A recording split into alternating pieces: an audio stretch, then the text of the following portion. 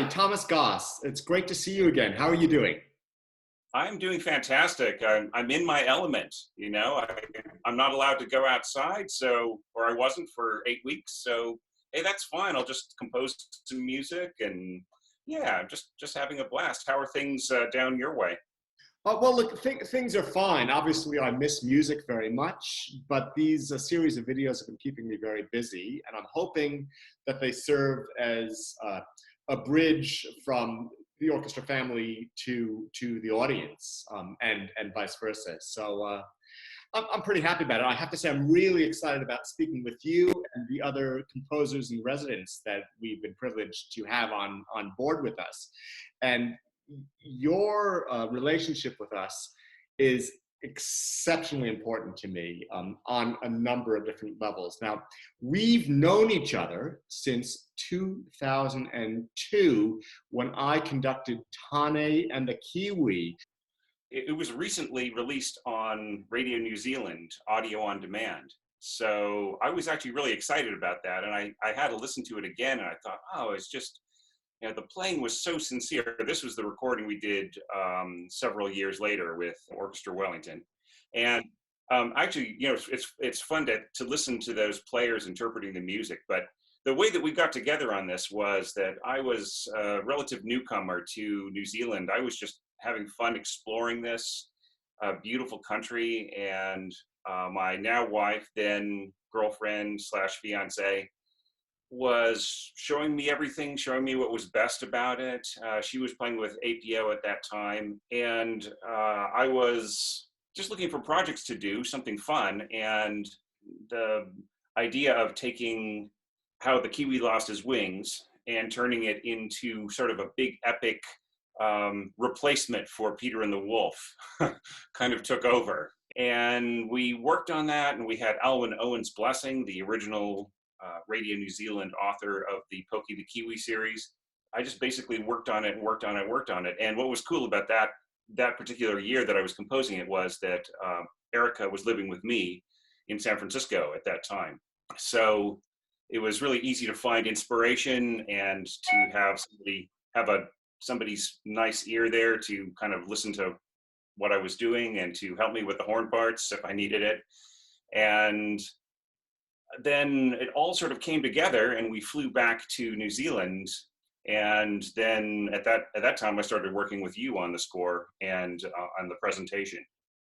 I felt it was really kind of a labor of love for me, something that I could give to New Zealand, like for the inspiration that it was giving me back. There were so many pieces that I composed around that time that were inspired by Erica, that were inspired by the landscape, by the birds, by just being in a new country with new ideas and friendly people and a bustling art scene and lots of young composers and established composers to interact with and work with, become friends with. And so a lot of that excitement and liveliness also goes into that piece too. Working with you, but especially absorbing Thani and the Kiwi, really turned my head with regard to the quality of your artistry. And one thing led to another, and I found myself as music director of Orchestra Wellington, and Erica Chalice, your now wife, had joined Orchestra Wellington. She's now our librarian as well. And it seemed an ideal chance for us at Orchestra Wellington to bring you into the fold in a more meaningful way, to make you one of our composers in residence. So Thani and the Kiwi begat two other Peter and the Wolf Kiwi style works, including Maui's Fishhook and Battle of the Mountains, both of which were premiered by Orchestra Wellington. And all three of these works, may I say, are incredibly high-level family entertainment. No, thank you. Well, I mean, I feel that it's of a piece, right? If you're going to make a CD out of Thani and the Kiwi, you could easily put like Maui's Fishhook at the end of it, or as a warm up or something like that. One of the things that I believe in is relationships and really trying to promote great artists as much as I'm able to. And Sure. I've never been shy to promote you as not only a composer, but also an orchestrator. And you've done a number of great projects, including Mission Estate. You've done stuff with the Tasmanian Symphony, but you also did, and we were speaking with Marek Kaczynski a few weeks ago about Moana, the Tevaka program, and you did all of the arrangements for Disney on this Moana project in Tevaka. Now, I want you to speak a little bit about this, but before we do that, I just want to say that you're the best in the business. Thank you, man. I haven't come across better crafted orchestrations than yours. Your knowledge of orchestration is at such an exalted level that, in fact, you have an online community of over 30,000 people called Orchestration Online, which is not just you imparting your wisdom, but also many other world-class orchestrators and composers around the world helping young composers learn how to deal with orchestration. And this is going to be a topic that I speak about with all of the composers in residence that Orchestra Wellington has had. But you, in a way, have written the book. So I've asked 10 different questions. Over to you. Right. Well, let's sort of start with where I am now and backtrack a little. Yeah. We were talking about, how am I doing, quarantine possibly, and so on. And the funny thing is that 9 weeks ago, I was in the United States. I guess mid-March, I was in the United States, and I was launching my book, 100 More Orchestration Tips, sequel to the very successful 100 Orchestration Tips. And I was, I'd gone to a launch and people were starting to wear masks and it was just starting to get really spooky. And one morning, like I guess Wednesday morning, there was just a rash of cancellations. My big lecture demonstration for brass orchestration was canceled at Azusa University. And our event with the Academy of Scoring Arts in Studio City was also canceled. And I was just sort of starting to see the writing on the wall. They were closing the airports between Europe and the East Coast. And I thought, I better get out of here. So I just called up Air New Zealand. I said, look, can you move me forward by about half a month? And they said, sure, that's fine. You can go tonight or tomorrow. And I made it just before the quarantine. But, since then, I came back to an internet community, my Orchestration Online community, very, very nervous, wondering about what to do. And so I launched a massive orchestration challenge, which was to orchestrate sections of a piano piece by Lily Boulanger called D'un Matin de Printemps, which is this inspirational work about how pretty much she, as a young composer, suffered from Crohn's disease and died at age 24. But to her, to sort of go out and have a good day in the sunshine in the garden and everything else was a rare thing. So she wrote this piece of a bright garden. And it really has all this optimism and hope. And you can just tell that, from the first bar, she's looking out the window and it's a sunny day and she feels good. And she's going to go out for a walk. And I just felt this resonates right now with what the community is going through. And so I got 146 entries.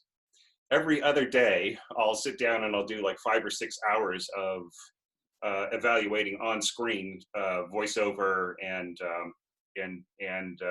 just with my mouse going around the different screen captures of these entries. And then I'll take a day off like today and try not to talk too much and wear my voice out and just go back and forth.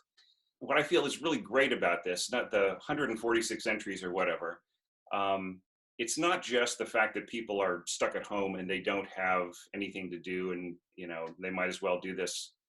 I think it's also because of my development as an orchestrator over the past 15 years, working with you, working with different orchestras. I've actually worked with every orchestra in New Zealand now as an orchestrator, arranger, creating programming, and working with orchestras in Canada and Moscow and other and the United States. All these opportunities put together, I think, made me better so I could make them better. One of those really formative ones, I feel, was just way back in 2007 when you and I collaborated on the Rock Astre, if you recall that. That's right. I had this little school of rock, this little academy for rock musicians, and I had 5 bands that were actually really good. I mean, if this were the perfect world, most of them could have gotten signed to an actual label and started making CDs. In fact, they made their own CDs. And so we got together. That was almost all original material. And you conducted the Wellington Youth Orchestra, and so we were both managing our groups of kids, and they just made beautiful music together. And right after that, the opportunity came up for Shea Fu to perform with Orchestra Wellington. And that, I think that really just, that kind of hammered it home. If there was any last question about my major focus being orchestration, that was completely swept away right there. And, I feel ever since then, just the feeling about giving this gift of orchestration that my art has given me, and just spreading it around, and sharing my enthusiasm and helping develop other young composers with it, has just been fundamental to who I am. Right. So thank you so much, Mark, for being pivotal to that, for the role that you played in that. I just appreciate it so much. I mean, those concerts they made me, Shea Fu and Rock Astre, and then the opportunities that followed, Baby Pops.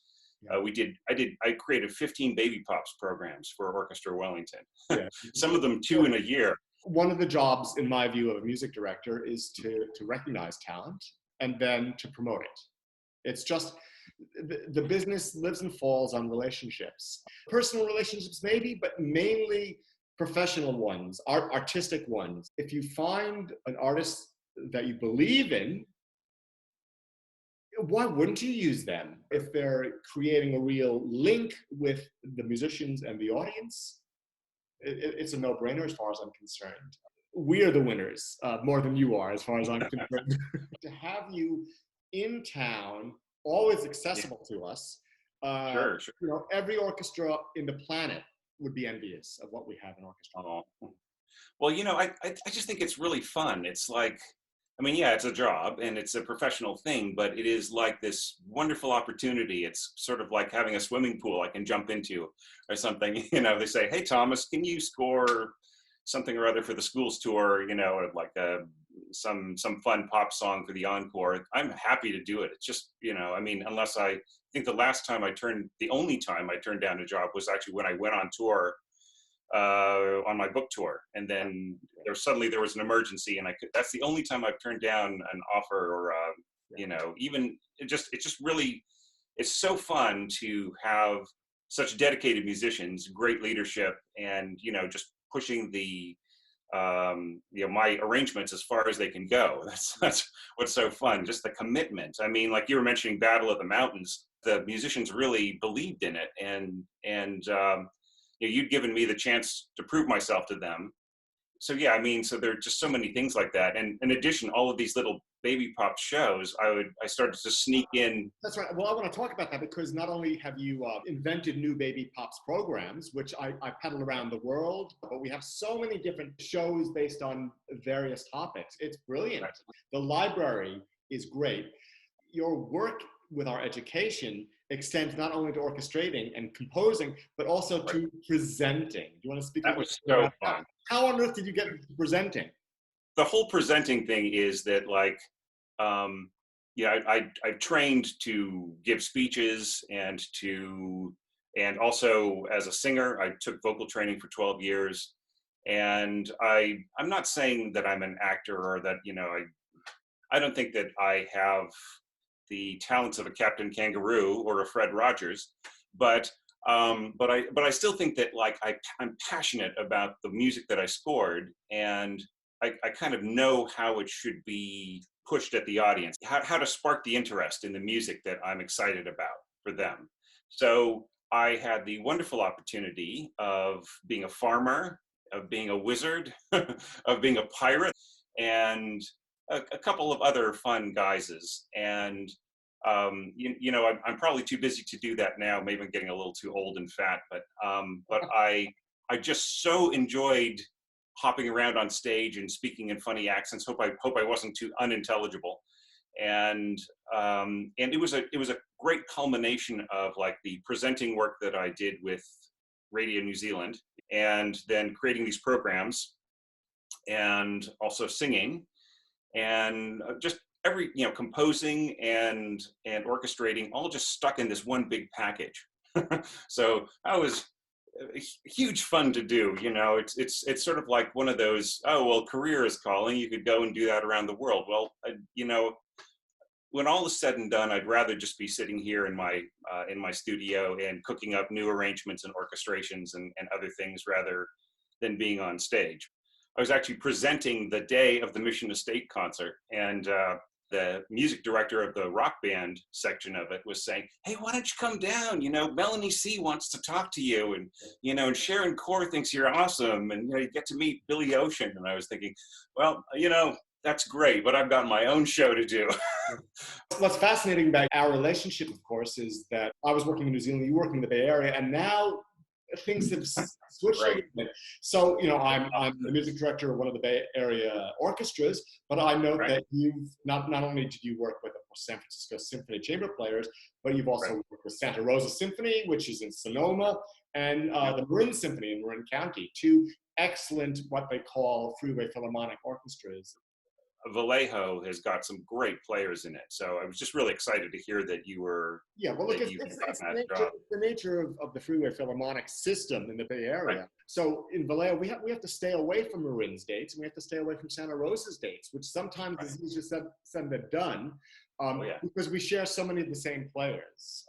The big benefit for us as composers, as San Francisco composers, was the scene. Everybody was working with everybody, kind of doing different things. So we were spoiled for choice. There were available people, they had time between their gigs. And so you could put together a concert at, say, Old First Church or some other really great little out of the way place, and just, get whatever done, just work with some really fine players, and they would give you everything, and then they would just move on to the next gig. Yeah, so I just feel I've been lucky to work with all of those great players.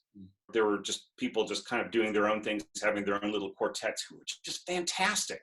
Onyx Quartet, I felt, is one of the best string quartets I've ever worked with or ever heard.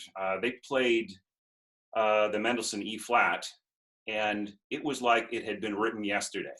I think that's a way better way to approach art than just say like, oh, well, we've all heard this before, let's play Clair de Lune again. So that's really where I'm coming from as an artist too, and that's where I feel that the players of Orchestra Wellington are coming from too. They've got a freshness and an interest and excitement in all the things that they do.